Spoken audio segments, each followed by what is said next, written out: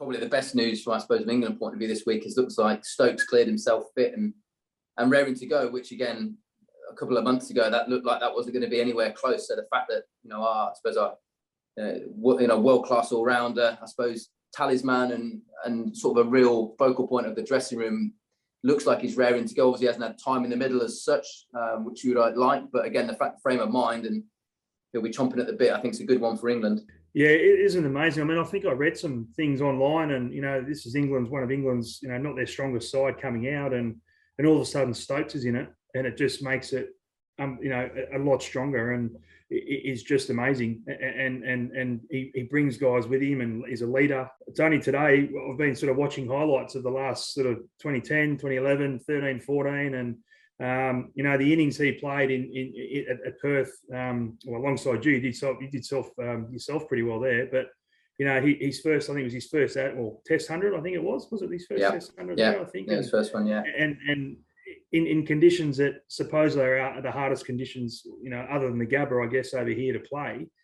He did it really well, and so that having him around there in the squad, mate, it's huge, and it obviously adds to the bowling unit as well, and obviously he's not bad in the field. So a genuine all-round cricketer and experienced cricketer is going to be great with this. Well, it's sort of a younger group, isn't it? That's sort of coming over and a little bit of experience. So. And again, I think with Australia, it's going to be the challenge to get the runs and get the runs on the board as well. So a huge, a great contest coming up. Chris Wokes, I forgot about Chris Wokes. He's probably like Ollie Robinson. He's another one that's going to suit these conditions really, really well. He's had he's played out here once, I think. Has he been? Did he come out in the last? I think so. He's actually got a one-day five-foot at the Gabba as well, which it's always a good memory. So look, forget about him.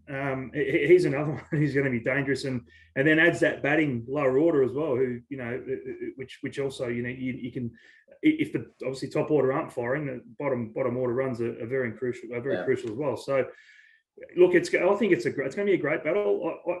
As you say, I have noticed Jimmy and Broady haven't been playing together. I think these are the conditions that probably suit them the best. And we talk about Wood. If they're going strong, that allows Wood to come in and just do a Mitchell Johnson role and come in and fire away and put pressure on the Australian batsmen. So. Look, all in all, it's if the bowling attacks fire, good luck to our batters, but also the England batters who they're both going to be under huge pressure. It's going to be good to watch.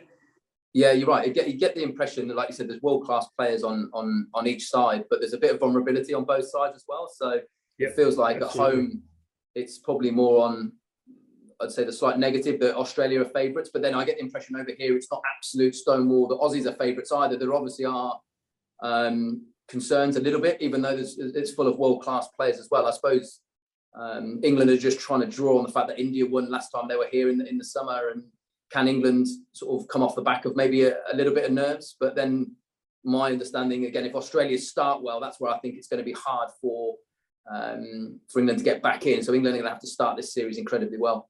Action on our side with losing our captain Tim Payne and gaining a new captain in Pat Cummins, which a guy that's I think he'll do really well. I think he's got the respect, definitely the respect of the team, and he's a very popular player amongst the Australian public. But it's going to be a big challenge. There's no doubt about that. I never captained in my career. I never was a sort of a captain, but. You can imagine that you come off the ground of a day and you bowl 20, 25 overs if it's a long day, if not 30 if it's really bad, and you come in and all you want to do is sit down and get into your recovery and eat and do all that sort of stuff. He's going to have to go and do all the captain's interviews and all the stuff that goes with being a captain of the Australian cricket team or international cricket team. So it's going to be a big challenge for him to do that. I think he'll handle it pretty well. And I think obviously our media, we need a good media person in there. We've got one that'll handball a bit of it off away from him to be able to help him cope with that. But it's going to be a big challenge as new captain. And we talk about the makeup. There's vulnerability there, and we've only just sort of worked out. We think we've got our opener. We think we've got our number 5, or there's still a spot for number 5 there. There's still a bowling spot that people are talking about. So we're going into a summer again that a bit like last summer, where there's a couple of spots up for grabs. And also, as you say, we hadn't lost at the Gabba in 33 years, and we lost last year. So I guess the chink in the arm is there, and if it's there for the taking if England want to take it. And again, England have had success. Yes, it was a draw a few years ago, but we didn't win. Australia didn't win, so it's a great build up to this first test. What is a huge series. And is Carey? Obviously, I've seen him in white ball cricket. He's good enough. Do you think he's obviously in that slot? Obviously, he's a class player anyway. He'll walk into it quite seamlessly. Yeah, I think he will. Obviously, having played a lot of white ball cricket, being vice captain for the one-day team, he's got a really cool head on his shoulders. He's really calm, loves a big occasion, and I think he's been waiting for this moment for a long time. Obviously, we had a keeper there that was it come in tough circumstances with the stuff that happened over in South Africa. Tim came in and did a really good job. It's unfortunate that he's out of the team for what he is now, but we've got a really good backup a really good new keeper in Alex, and he's played a lot of cricket. He's played a little bit of county cricket. He's played a lot of Indian Premier League. He's been around the world. He's been coached by a lot of really good coaches, and he's ready. This is his time, and and that's probably why I think he's got the nod over Josh Inglis. That he's got that little bit more experience, and he's as I say, he's been waiting in the wings. He's probably had his quietest year to date in the beginning of this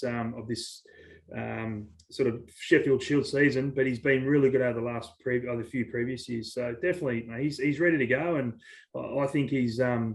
I think he's going to love it and lap it up. And, it's, again, there's nothing better. It's funny, I've been really nervous. I've sort of been in and out. I've seen the players coming in and out of the indoor centre next door, mate. I've wanted to play again. Knowing there's a debutant, you want to be around, you want to be there. You love a debutant. Yeah. It's always good when one of your mates is getting his hat for the first time. You know what it's like. It gives you those, the juices have been flowing again for me. It's been amazing, So no, you're right. That first morning of the first day everyone will be feeling like you wish you had the opportunity again. And I was thinking as well, like we mentioned Ben Stokes as well, but obviously Cameron Green, young all-rounder, obviously the bits I've seen of him, he looks like he's going to be, this could be a platform for him to really kick on as well. I know with the bat, he's pretty impressive, but even if he takes a few overs off the big lads and the bowlers, that's a massive plus, and finding that all-rounder for Australia is really important. Yeah, it is really important. Shane Watson did such a great job for such a long time. Cameron, I don't think he's taken a test wicket as yet. He's bowled a few overs. I don't think he's taken a test wicket, which has been a bit of a surprise because he can bowl quick and he can bowl some good areas. But I actually saw him today, and I had a good chat with him today. This is the best he's felt. He hasn't, because of his back has been 50-50, and he's been bowling to get fit. He's had a good run at it now, and he's bowling. He says he's bowling. He actually feels like a bowler now, not just a bloke who gives the bowlers a break. He hasn't had that preparation like he's had now. So, look, we know what he can do with the bat. He's been unbelievable with the bat, and a great start and to his Test career. He's going to hopefully have more of an impact with the ball this series, but. Wants to probably mirror himself on Ben Stokes with the way, I think that the Headingley test was used as an example.